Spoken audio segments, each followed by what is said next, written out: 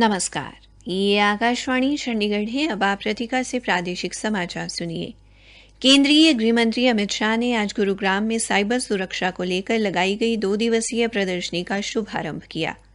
हरियाणा के मुख्यमंत्री मनोहर लाल ने कहा कि राज्य सरकार उद्योग, स्वास्थ्य एवं शिक्षा जैसी बड़ी परियोजनाओं के लिए भूमि खरीदने की योजना तैयार कर रही है। हरियाणा में मेरी फसल मेरा ब्यौरा पोर्टल पर किसानों की जमीन का 100% पंजीकरण कराया जाएगा। हरियाणा के ऊर्जा मंत्री रणजीत सिंह ने कहा है कि घग्गर नदी पर संभावित बाढ़ व अन्य किसी भी स्थिति से निपटने के लिए पुख्ता प्रबंध किए गए हैं। और मुख्यमंत्री के सिंचाई बारे सलाहकार देवेंद्र सिंह ने हथनीकुंड बैराज से अधिक पानी छोड़े जाने से यमुना का जलस्तर बढ़ने के अरविंद केजरीवाल के आरोप को भ्रामक बताया है। अब समाचार विस्तार से। केंद्रीय गृह मंत्री अमित शाह ने आज गुरुग्राम में एनएफटी, आर्टिफिशियल इंटेलिजेंस व मेटावर्स के युग में अपराध व सुरक्षा थीम पर आयोजित 2 दिवसीय प्रदर्शनी का शुभारंभ किया।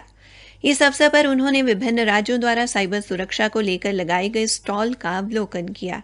केंद्रीय गृह मंत्री ने हरियाणा सरकार द्वारा साइबर अपराध रोकने के लिए उठाए गए कदमों पर सूचना, जनसंपर्क, भाषा एवं संस्कृति विभाग द्वारा लगाई गई प्रदर्शनी की सराहना की। उन्होंने हरियाणा सरकार की दस्तावेजी फिल्म भी देखी, जिसमें हरियाणा में हुए पुलिस सुधार, पंचकूला में साइबर फोरेंसिक लैब की स्थापना, cyber helpline 1930, 318 cyber help desk, 29 cyber police station सहित अपराध की रोकथाम व सुरक्षा जैसे विषयों के बारे में विस्तार से दर्शाया गया है। गृह मंत्री ने हरियाणा सरकार द्वारा मुख्यमंत्री मनोहर लाल के नेतृत्व में आमजन की सुरक्षा को लेकर उठाए गए कदमों को उल्लेखनीय बताया। हरियाणा के मुख्यमंत्री मनोहर लाल ने कहा है कि राज्य सरकार उद्योग, स्वास्थ्य एवं शिक्षा जैसी बड़ी परियोजनाओं के लिए भूमि खरीदने की योजना तैयार कर रही है। इसके लिए किसान स्वयं ही भूमि देने को तैयार होंगे तो जल्द ही ऐसी परियोजनाओं को अमली जामा पहनाया जा सकता है। मुख्यमंत्री आज भिवानी महेंद्रगढ़ लोकसभा क्षेत्र के जनप्रतिनिधियों से बातचीत कर रहे थे। उन्होंने जनप्रतिनिधियों को संबंधित क्षेत्र में भूमि की पहचान कर सरकार को बताने को कहा।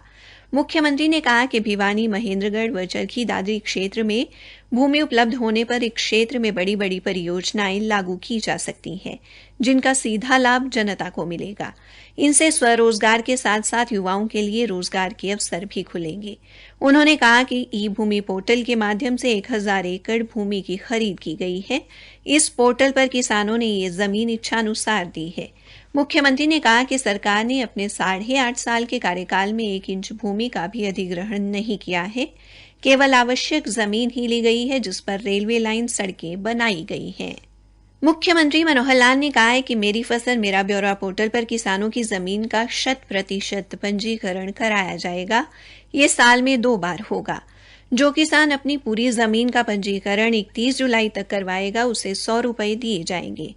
श्री मनोहर लाल चंडीगढ़ में भारतीय किसान संघ हरियाणा के पदाधिकारियों व विभिन्न विभागों के अधिकारियों के साथ हुई बैठक में ये बात कही।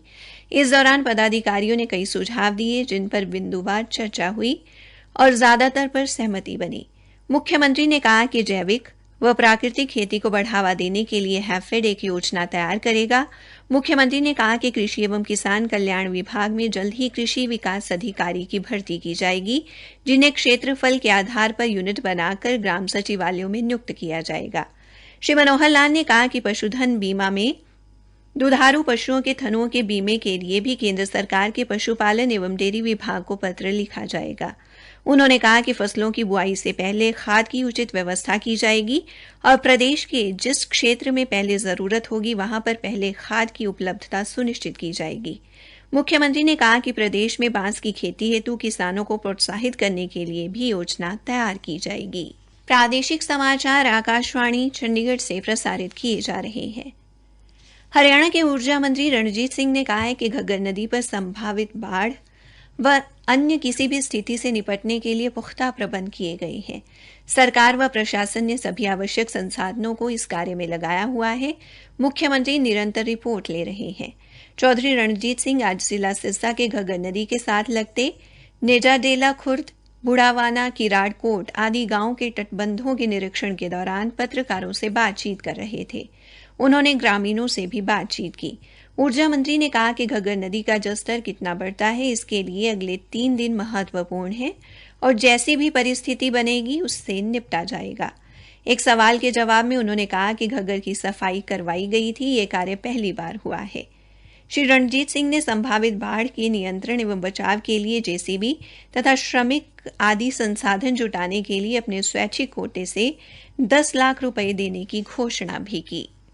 मुख्यमंत्री मनोहर लाल ने भारी वर्षा से प्रभावित राज्यों को तत्काल राहत पहुंचाने हेतु केंद्र सरकार द्वारा राहत राशि जारी करने के लिए प्रधानमंत्री नरेंद्र मोदी और केंद्रीय वित्त मंत्री निर्मला सीतारामन का आभार व्यक्त किया है। हरियाणा को राज्य आपदा मोचन निधि के लिए 216 करोड़ 80 लाख रुपए की धनराशि जारी की गई है। हरियाणा के मुख्यमंत्री के सिंचाई बारे सलाहकार देवेंद्र सिंह ने हथनीकुंड बैराज से अधिक मात्रा में पानी छोड़े जाने से यमुना का जलस्तर बढ़ने के दिल्ली के मुख्यमंत्री अरविंद केजरीवाल के आरोप को पूरी तरह से भ्रामक बताया है।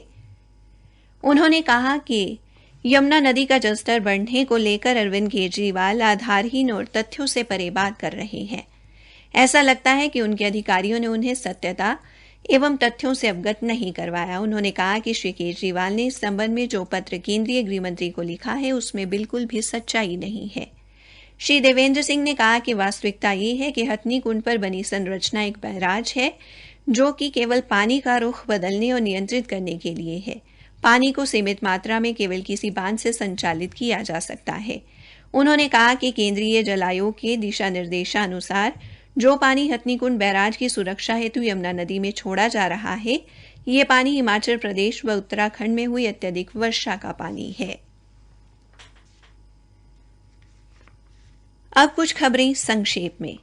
हरियाणा के मुख्य सचिव संजीव कौशल ने अधिकारियों को eastern dedicated freight corridor rail परियोजना निर्धारित अवधि में पूरी करने के निर्देश दिए हैं। अंबाला जिले के पास शंभू गांव से लेकर यमुनानगर जिले के कलानौर गांव तक की इस परियोजना पर लगभग 2000 करोड़ रुपए की लागत आएगी। हरियाणा पुलिस को अपराध एवं अपराधी का पता लगाने तथा वाले नेटवर्क एवं प्रणाली में राष्ट्रीय अपराध रिकॉर्ड ब्यूरो की इस वर्ष मई माह की मासिक रैंकिंग में प्रथम स्थान मिला है।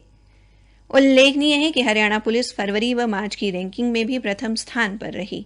राष्ट्रीय अपराध रिकॉर्ड ब्यूरो द्वारा निर्धारित मापदंडों में हरियाणा ने इस बार भी 100% अंक प्राप्त किए हैं। हरियाणा सेवा का अधिकार आयोग के मुख्य आयुक्त टीसी गुप्ता ने कहा कि गड्ढों की मरम्मत का कार्य हरियाणा शहरी विकास प्राधिकरण और शहरी स्थानीय निकाय विभाग के लिए सेवा का अधिकार अधिनियम 2014 के अधीन अधिसूचित है। इस सेवा को उचित ढंग से लागू करके सैकड़े लोगों की जान बचाई जा सकती है। श्री गुप्ता आज चंडीगढ़ में हरियाणा शहरी विकास प्राधिकरण, शहरी स्थानीय निकाय विभाग, हरियाणा राज्य औद्योगिक संरचना विकास निगम, हरियाणा राज्य कृषि विपणन बोर्ड और लोक निर्माण विभाग के अधिकारियों के साथ वीडियो कॉन्फ्रेंसिंग के माध्यम से बातचीत कर रहे थे। श्री गुप्ता ने हरपथ ऐप पर लंबी शिकायतों को जल्द से जल्द निपटाने के निर्देश दिए और संबंधित विभाग के अधिकारी को शिकायतों के निपटान के लिए 10 दिन का समय दिया। उन्होंने कहा कि यदि 11वें दिन कोई शिकायत लंबित पाई जाती है तो संबंधित अधिकारी या कर्मचारी के खिलाफ कार्रवाई की जाएगी। पलवल सोहना मार्ग पर आज गांव धतीर में हाइड्रा क्रेन की टक्कर से एक व्यक्ति की मौत हो गई। पुलिस जांच अधिकारी यशवीर ने बताया कि हादसे के शिकार व्यक्ति की पहचान गांव धतीर निवासी विजय राम के तौर पर हुई है। मृतक का शव पोस्टमार्टम के बाद उसके परिजनों के हवाले कर दिया गया है। अंत में मुख्य समाचार एक बार फिर। केंद्रीय गृह मंत्री अमित शाह ने आज गुरुग्राम में साइबर सुरक्षा को लेकर लगाई गई 2 दिवसीय प्रदर्शनी का शुभारंभ किया। हरियाणा के मुख्यमंत्री मनोहर लाल ने कहा है कि राज्य सरकार उद्योग, स्वास्थ्य एवं शिक्षा जैसी बड़ी परियोजनाओं के लिए भूमि खरीदने की योजना तैयार कर रही है। हरियाणा में मेरी फसल मेरा ब्यौरा पोर्टल पर किसानों की जमीन का 100% पंजीकरण करवाया जाएगा। इसी के साथ ये समाचार बुलेटिन समाप्त हुआ।